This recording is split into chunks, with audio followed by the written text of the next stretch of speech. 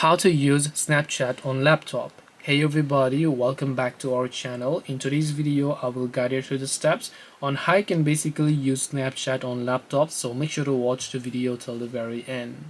Now if you'd like to basically go ahead and then use the Snapchat application on your laptop, all you have to do is go ahead and then first of all just make sure that you go ahead and then open up your Microsoft Store, because the Snapchat app is now available to download.